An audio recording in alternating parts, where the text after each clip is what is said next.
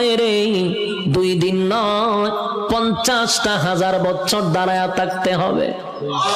সাধারণ কথা না, সাধারণ কথা না। পানির পিপাসায় জিহ্বা কুকুরের মতো বাহির হবে।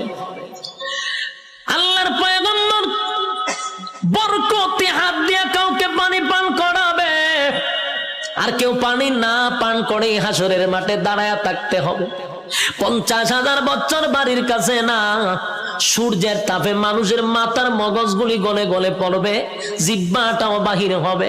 এই অবস্থায় যে কত হাজার বছর মানুষগুলি একটা সময় বিরক্ত হইয়া চিৎকার দিবে আর বলবে, মালিক রে, জান্নাতে দেও না হয় জাহান্নামেই দেও, হাসরের মাঠে আর ভালো লাগে না, সেখান থেকে আমাদেরকে সরায়া দাও। আদম নবীর থেকে লইয়া ঈসা রূহুল্লাহ পর্যন্ত মানুষ সবার কাছেই যাবে।